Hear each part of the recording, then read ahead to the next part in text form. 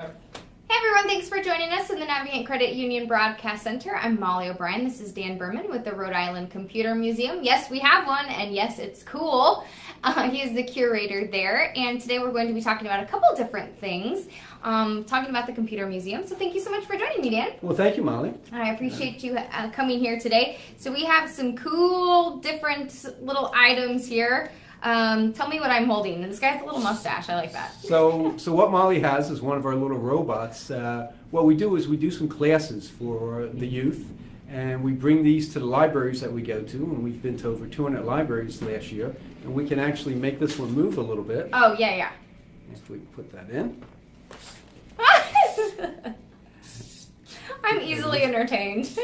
So what this is an Arduino, which is a little microprocessor, and the microprocessor costs $6. And we like to show the kids how to build little robots out of them. And what they can do is they can take a broken remote control car that they may have around the house, which a lot of them have, and we tell them to repurpose it, put a little Arduino on the top of it, and we'll teach them how to make robots out of it. So that's one of the things that we do there. Oh my gosh, that's awesome. So tell me a little bit about the Computer Museum, because let's talk a little bit about that, and then we'll get into all the other good stuff and talk about one of the reasons why I brought you here as well. What do you have at the Computer Museum? Well, what's some good stuff that you have there? Some good stuff. Well, I'll tell you a little bit about our history. And so we started out back in 1996. It was a bunch of people in town, most of them in North Kingstown, that collected British cars. And we said, let's collect something smaller than British cars. That could take up a lot of space. Yes, and so we said, let's collect computers. Well, 5 storage lockers later, we decided it wasn't smaller than the cars, and now we have 4,000 square feet in a warehouse filled with old computers. And some of the old computers are 5 Cray computers that we used around here.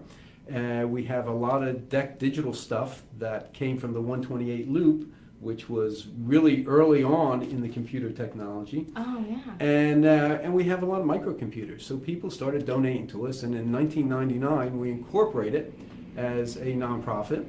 And the first few years, or the first 10, 15 years, we were in the collection mode. And now what we have is we've opened up a little learning lab in the Meadows in North Kingstown, Rhode Island. And that's where we have on display some of our computers, and we do our classes for whoever wants to come to our classes. That's so neat. I love the aspect of being able to showcase what came before and then being able to teach whoever wants to learn. I love that idea. And I think it's so important right now to be able to inspire kids to learn, because this is kind of the future, right? I mean, the future is getting kids to be inspired when it comes to programming, when it comes to, just sparking, right? Just sparking the imagination. So we try to get the kids into different programs. We try to teach them coding. We're really big into an hour of code, and we teach them different programs like Raspberry Pi and some other program languages too.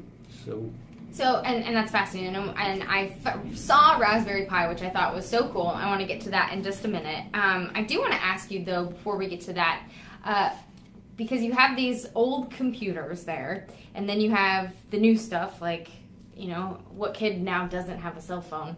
Do kids come in and say, what is that? I don't know what that is. That's a computer? Well, we have a lot of old technology there, and it's really funny because one of the things that the young kids like is a rotary dial telephone.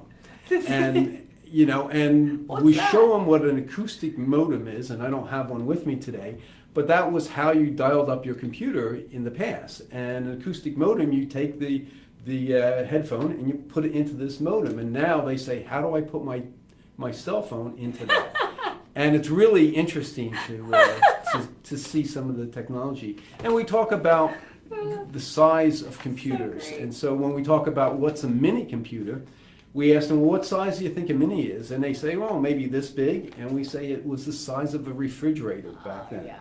So it has changed over time, and things get smaller all the time. So it really is interesting to see some of that old technology and the new technology. And especially when you talk about storage and the size of storage.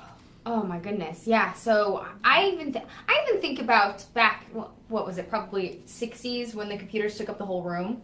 Yes, yeah. In the early days, the computers were the size of a huge room, and it really they have been what is called is Moore's Law, and Moore's Law says that every 2 years the size of the capacity is going to double as far as memory in the computers, and it gets smaller. So now what was big then is tiny now, and the size of computers. So in my memory, and when my kids were small, back in the 80s, a computer would have 4 kilobytes of memory. Now, 4 kilobytes is 4,000 bytes. Now, your phone has 16 gigabytes. And we think it's not enough. Right. We're like, it's running out of room.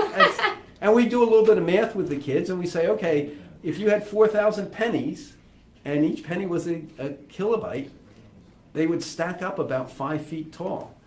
Now, if you had 16 gigabytes, it would go around the world 41 times. So the difference between back in the 80s and now is just amazing for the science. It's amazing. Okay, so let's talk a little bit about Raspberry Pi. Tell me a little bit about what it is and why it's important for kids. So this is a Raspberry Pi, and a Raspberry Pi is a small computer. So it's the latest computer to our collection. And there's the computer. This is crazy. And so that's this is a computer. So that's a full computer. And it has a piano on the top of that one. So you can take the piano off of that one. And what it does is it allows you to learn how to program.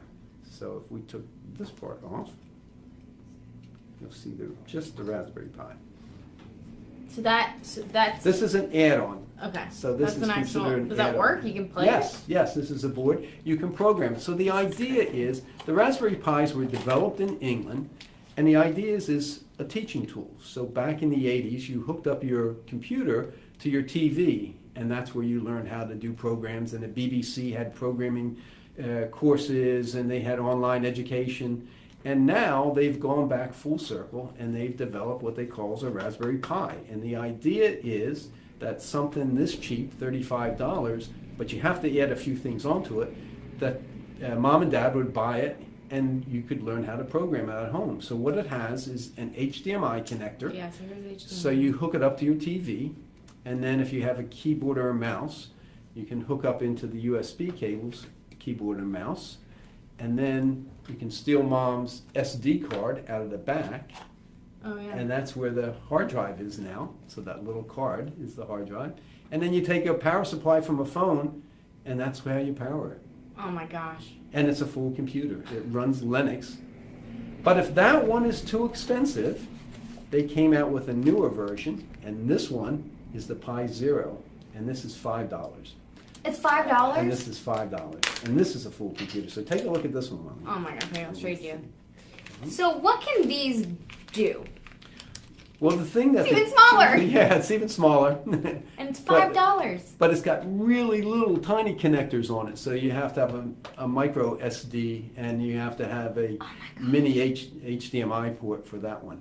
So, I mean, it's $5, but essentially you have to have all those connections. All the connections you're going to make. More Yeah, expensive, so, really. But if you go to a program at a library, you can do all this stuff. You can do that. And wow. So tell me what functions that these tiny computers can do. So these computers can do everything that your laptop can do. And in fact, they come loaded with Minecraft. So the kids just love Minecraft, but it's an early version of Minecraft that allows us to program it in Python. So Python is a coding language and a programming language, and we can code in here with Python. So that's what's really nice about it. It also has another program called the Sonic Pi, and you can make music with it. And so what we do is we use these as a teaching tool to teach kids how to code. And some kids like music, so they can learn how to code in music, and they learn to sequence. Some kids like just direct Minecraft, and we can teach them how to make stuff in code that shows up in Minecraft. So it's a nice little teaching tool for us to use. And we take those to the libraries and give presentations at the libraries. Last year we did over 200 libraries in Massachusetts, Connecticut, and Rhode Island. Wow. So, and this year we're on track to do that again. So wow, that's incredible. So what is it like for you to be able to to see something like this and then to be able to go out and teach children? I mean, are they receptive? Is it inspiring? I think so. And one of the things that we look at is how do we get more people into the sciences? Exactly. They call STEM educations. And we look at that and we say, well, one of the ways is to pique some of their interest. And if you want to be an engineer, maybe you have to have met an engineer. And so a lot of our members are engineers. I'm a civil engineer, which is not a computer engineer, but we have other ones that are electrical engineers and some computer science engineers. And then we have some interns from the University of Rhode Island that work with us too. And we believe that when they go out and they talk to these young kids and the kids can do things and see physical activity, see something physically happen like a robot, that inspires them to want to do coding. And so it's really interesting because libraries always talk about what can bring boys into the library. And when we say we're going to do coding in Minecraft, all the boys come. And then we say we're going to do programming, the girls come and learn how to program because they're much better at programming. They have patience, whereas a lot of boys don't have as many patience. So it's a really win-win for the libraries when we do this. Wow, that's incredible. As you move forward, how important do you think it is to preserve, when you're going back to the museum aspect, how important do you think it is to preserve the history of what technology has been, and then moving forward to develop new types of technology so that the kids can not only appreciate the history and see what it's been like, and then learn the new technology? Well, it's interesting because one of the things that we talk about is how long will the technology, whatever you save, how are you going to be able to save it? Would you throw away the Gettysburg Address and just keep a copy of it? Well, you probably wouldn't do that. But are you throwing away floppy disks? Yeah. This is an old floppy disk, and this is another floppy disk. And how many of those do you have stacked up at home, right? Stacks and stacks of these, right? Yeah. It's like, do I get rid of it? Do I save it? What do I do with it? Yeah. But how would you be able to read it? If nobody saves the technology to read it on, you're not going to be able to read it. Yeah. And so we struggle with what do you save and what don't you save? And do you save the original source document, which is this, or do you save a paper copy of it? Now, the one thing I can say is the only thing that we know lasts 1,000 years is paper. So if you have your program written out in paper, then it'll save. If you save your program on the cloud, what's going to happen in 20, 30 years from now? Will the cloud be around? How will it be around? Will your information be around? And we don't know those answers to those questions, but it is interesting to say that. But we do believe that you have to save the old equipment if you even will have a chance of reading some of the old information. So wild. What has it been like for you to work with these just little tiny computers and then to work with kids? Has it been fun? It's been very fun. It's very exciting. One of the other things that we do is we do a take apart. So we say that don't be afraid to take apart broken toys. And so we have the kids take the toys apart, and then we show them how they can learn to code and put one of these boards on them and remanufacture equipment. So that's really good. We have one other little thing that happens with our computers as we talk about history is that the movie companies have found us and they have been funding us to pay for our warehouse. So what happens is different movies come and say, do you have one of these? And we say, sure, we'll rent one of those out. So we've rented things out to Hidden Figures. Oh, no way, that's awesome. We rented an oscilloscope to them. We rented things out to King Kong, Skull Island. And the very first one that we rented out to was Mad Men. Oh, that's awesome. So that helps us as far as we're all donation based, and this helps us to maintain our collection.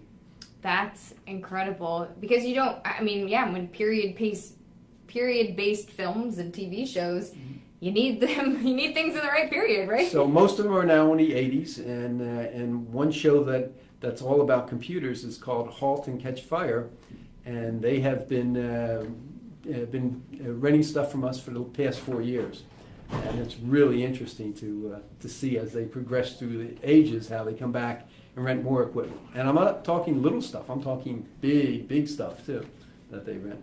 So now we'll all have to go watch that show and be like, that computer's from Rhode Rhode Island. That's right. That's right. That computer's famous. So save your old computers, and they may show up in a movie sometime.